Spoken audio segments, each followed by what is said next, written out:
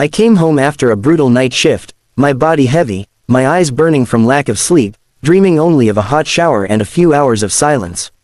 The city was still half asleep, wrapped in that pale gray light before sunrise. I remember thinking how peaceful everything looked, how different it felt from the chaos inside the hospital where I had just spent 12 exhausting hours on my feet. But the peace ended the moment I stepped into my building. My suitcase, my winter coats, my shoes, my personal things, scattered right there in the entrance hallway. At first, I thought I was mistaken. Maybe someone was moving, maybe the neighbors had placed their boxes temporarily. But then I saw my name written on one of the storage containers in black marker. My hands started shaking, and then I heard her voice.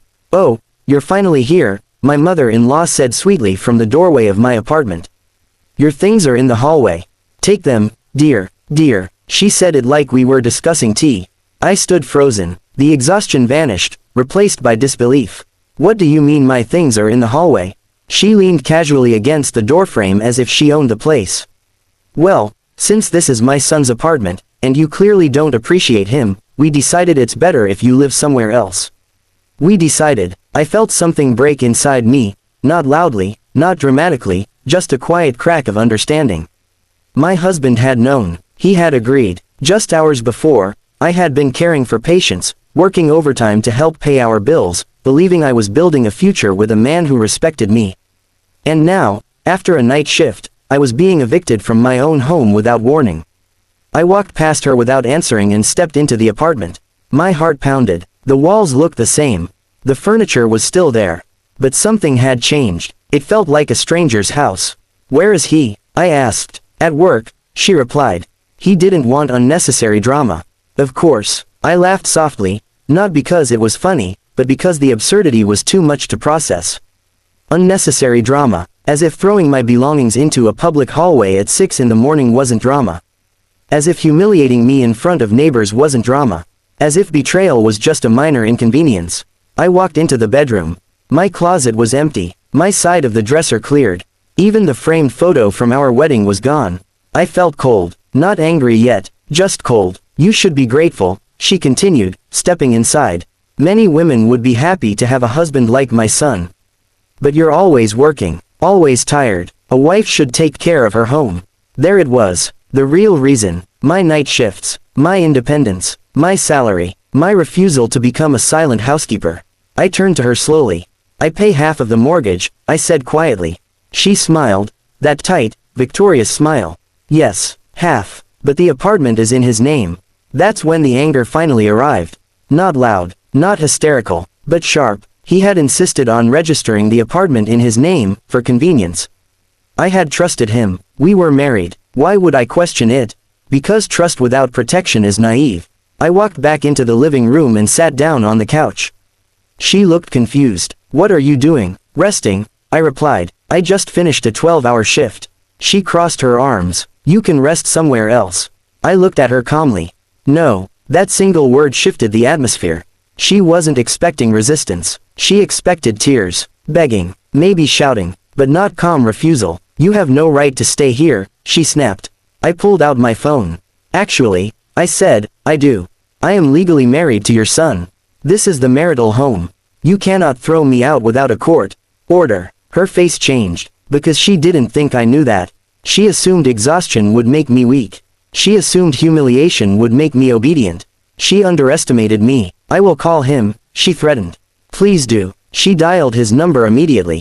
I could hear her exaggerated sighs.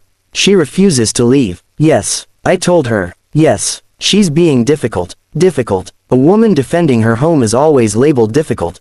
She handed me the phone. His voice was distant, impatient. "Why are you making a scene?" "A scene? I came home and found my belongings in the hallway," I said steadily. "Explain to me how that is not a scene." He paused. "We talked about this," he said. "You're never home. My mother needs space. It's temporary. Temporary. Without conversation, without agreement, without respect. I contribute financially," I reminded him. "I've invested years into this marriage. And I've invested into this apartment," he replied sharply. There it was again. Ownership. Control. Not partnership. I realized in that moment that this wasn't sudden. This was planned. He didn't argue with his mother, he aligned with her. And maybe he always had. I ended the call. I stood up. I walked to the hallway and began bringing my things back inside. One by one, slowly, deliberately. She watched in disbelief. "You can't just ignore our decision." "I can," I answered. "Because you don't have legal authority here." My neighbors were peeking from their doors. Yes, it was embarrassing. But something inside me had shifted. I wasn't ashamed anymore. I wasn't the one who threw belongings into the hallway. They were. After moving everything inside, I locked the door. Then I looked at her. "You have two options," I said calmly. "You leave now, or I call the police for unlawful eviction attempt." She gasped. "The police? Against family?" "Yes, because respect is not automatically granted by family ties. It is earned." She stormed out, muttering insults under her breath. And suddenly, the apartment was quiet. But it was not peaceful. I sat on the floor surrounded by my boxes. And finally, I allowed myself to cry. Not because I was homeless. Not because I was scared. But because I understood the truth. This marriage was over, not in a dramatic explosion, but in that quiet hallway moment when I saw my life packed into boxes. Later that day, I contacted a lawyer. I learned something important. Even if the apartment is registered in one spouse's name, assets acquired during marriage can still be considered joint property depending on jurisdiction. He thought paperwork would silence me. But paperwork works both ways. In the following weeks, the mask fell completely. He accused me of being career-obsessed. His mother called me selfish. They expected me to apologize. Instead, I gathered documents. Bank statements, transfer records, mortgage payments, every receipt, every contribution. I stopped arguing emotionally. I started acting strategically. That scared them more than tears ever could. The divorce process wasn't easy. It was exhausting, but I was already used to exhaustion. Night shifts had trained me to survive on little sleep and high pressure. And unlike my marriage, my career respected my effort. In court, the narrative changed. From ungrateful wife to financial contributor. From dramatic woman to co-owner. And while I won't share every legal detail, I will say this. He didn't walk away with everything. And neither did I, but I walked away with dignity. Months later, I moved into a smaller apartment. It wasn't luxurious. It wasn't perfect, but every corner of it was mine. No one could pack my belongings and place them in a hallway. No one could decide my worth. The most painful part wasn't losing a husband. It was realizing I had ignored red flags for years. The jokes about my salary. The subtle comments about real wives. The constant comparison to women who stayed home. Love without respect is a slow erosion. And exhaustion can make you tolerate what you shouldn't. If you're watching this and you feel unseen in your own home. If you're contributing but being treated as temporary. If your effort is minimized. Remember this moment. The hallway full of boxes was not my humiliation. It was my awakening. They thought they were removing me. In reality, they pushed me toward freedom. Sometimes the door that slams in your face is the one that saves you. And sometimes coming home after a night shift becomes the beginning of your new life. I no longer work night shifts. Not because someone demanded it, but because I chose balance for myself. I no longer ask permission to rest in my own space. I no longer shrink to make others comfortable. And if there's one thing I learned, it's this. Never sign your independence away for the promise of love. Partnership is built on respect, not ownership. And no one, not even family, has the right to throw you out of your own life. If this story resonated with you, share it. Because someone out there is standing in a hallway right now, staring at their belongings, thinking they have no power. They do. They just haven't realized it yet. When the door closed behind my mother-in-law, the silence inside the apartment felt heavier than any argument. My hands were still trembling, but my mind had become strangely clear. I didn't sleep that morning.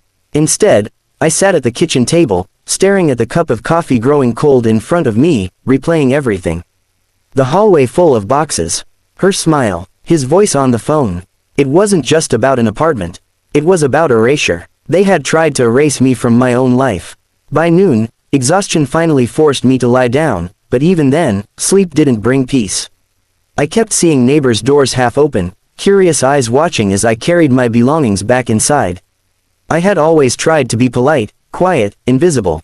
And yet, humiliation had found me anyway. When I woke up in the afternoon, I didn't feel weak. I felt focused. The first thing I did was take photos. Every box placed outside, the empty closet, the missing wedding photo. I documented everything. Not out of revenge, but out of preparation. If they were capable of this, they were capable of more. My husband came home that evening. He didn't look guilty. He looked irritated. "You've made things worse," he said as he walked in. "Worse." I looked at him carefully, as if seeing him for the first time.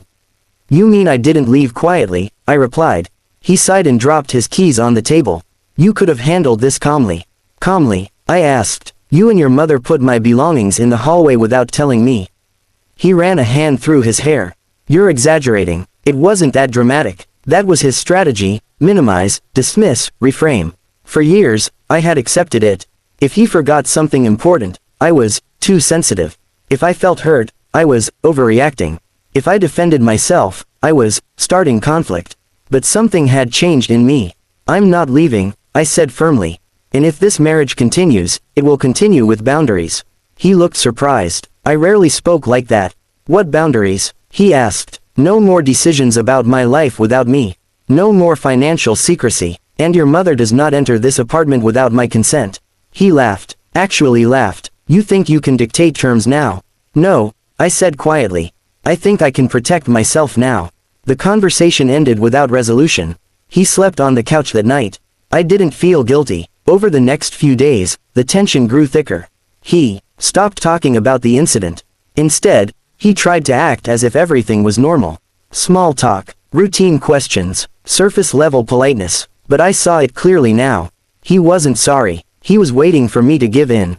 His mother called him constantly. I could hear her voice through the phone, dramatic sighs, exaggerated complaints, phrases like, "After everything we've done for her." I realized something important. This wasn't just about space. It was about control. As long as I worked night shifts and contributed financially, I had independence. And independence threatened the dynamic they preferred. 3 days later, I met with a lawyer. Sitting in that small office felt surreal. I had never imagined I would discuss my marriage in legal terms. But the lawyer listened carefully, asked precise questions, and explained my rights in detail. "You cannot be removed from the marital home without due process," she said. "And financial contributions matter." For the first time since that morning in the hallway, I felt relief. Facts are powerful. That evening, I informed my husband that I had consulted an attorney. His reaction was immediate. "You're taking this too far," he snapped. "No," I replied. "You already took it too far." He accused me of threatening him, of escalating, of destroying the marriage, but the marriage had been damaged long before I called a lawyer. The hallway was simply the visible crack in a foundation that had been unstable for years. Over the next week, small truths began surfacing. I discovered that he and his mother had discussed my attitude for months. That they believed I was becoming too independent. That they felt I was less feminine because I prioritized work. Less feminine, as if strength had a gender. As if exhaustion from earning money to pay our bills was a character flaw. One night, after another tense dinner, he finally said what he had been holding back. "You've changed," he told me. "Yes," I answered. "I have. You used to be softer. I used to tolerate more." That silenced him. The emotional distance between us became undeniable. We weren't partners anymore. We were opponents sharing a space. 2 weeks after the incident, he made another attempt. This time, it was manipulation disguised as compromise. "Maybe we rushed," he said. "Maybe we can start fresh. But you need to adjust your priorities." Adjust. There it was again. I was the one who needed to bend. "What exactly are you asking?" I asked calmly. "Work fewer shifts. Spend more time at home. My mother feels uncomfortable here." "This is not her home," I replied. "She's my mother. And I am your wife." The difference was clear. One relationship was unconditional in his mind. The other was conditional. That night, I made my decision. Not impulsively, not angrily, but with clarity. I would file for divorce. The paperwork felt heavier than I expected. Not because I doubted my choice, but because it represented the end of a chapter I once believed would last forever. When I handed him the documents, he stared at them in disbelief. "You're serious?" he said. "Yes. You're choosing pride over family." "No," I answered. "I'm choosing dignity over control." He didn't shout. He didn't beg. He looked shocked. Perhaps he truly believed I would always stay. That no matter how far he pushed, I would adapt. But there is a limit to adaptation. During the legal process, his tone changed. He became strategic. He suggested dividing things fairly, which conveniently meant in his favor. He claimed the apartment was entirely his responsibility. But I had records. Every transfer, every contribution, every bill. When confronted with documentation, confidence fades quickly. His mother attempted one last confrontation. She came to the apartment, uninvited, and accused me of destroying her son's happiness. I listened quietly. Then I said, "Your son destroyed his own marriage the moment he believed I had no power." She called me selfish. I didn't respond, because sometimes silence is stronger than defense. The court proceedings were not dramatic. No shouting, no public scenes, just structured conversations about assets and rights. But emotionally, it was transformative. Each signature felt like reclaiming a piece of myself. The day the decision was finalized, I walked out of the courthouse and breathed deeply. The air felt different, lighter, not because divorce is easy, but because uncertainty had ended. In the final settlement, I received financial compensation reflecting my contributions. It wasn't everything, it wasn't perfect justice, but it was acknowledgement, and acknowledgement matters. Moving into my new apartment felt strange at first. The rooms were smaller, the furniture mismatched, the walls plain, but there was peace, no tension in the air, no criticism, no unspoken expectations. The first night there, I slept deeply. Not from exhaustion, from relief. I began rebuilding my routine intentionally. I adjusted my work schedule to protect my health. I reconnected with friends I had slowly drifted away from during my marriage. I started therapy, not because I was broken, but because I wanted to understand why I had tolerated so much for so long. And the answer wasn't weakness. It was hope. Hope that things would improve. Hope that love would outweigh disrespect. Hope that compromise would eventually be mutual. But hope without boundaries becomes self-neglect. Months later, I ran into a neighbor from the old building. She hesitated before speaking, then said quietly, "I saw what happened that morning. I'm glad you didn't leave." Her words stayed with me. Because that morning could have ended differently. I could have picked up my boxes. I could have walked away silently. I could have accepted humiliation to avoid conflict. And maybe no one would have known. But I would have known. That's the difference. Standing up for yourself isn't always loud. Sometimes it's simply refusing to move. Refusing to disappear. Refusing to shrink. Looking back, I don't hate him. I don't hate his mother. They acted according to their beliefs. But I no longer live according to those beliefs. I learned that financial contribution is not just about money, it's about voice. I learned that marriage without respect becomes a hierarchy. And I learned that exhaustion can blur red flags until they become normal. If you ever find yourself doubting your own right to exist in your own space, if someone makes you feel temporary in your own home, if your independence is treated as a threat, pause, ask yourself who benefits from your silence. That hallway full of boxes could have been my ending. Instead, it was my beginning. Not because it was dramatic, but because it was undeniable. Sometimes the most painful mornings reveal the clearest truths. And sometimes losing a marriage is the first step toward finding yourself. I no longer fear coming home. Because home is no longer a place someone can take from me. It's a space I build, protect, and choose. And that makes all the difference.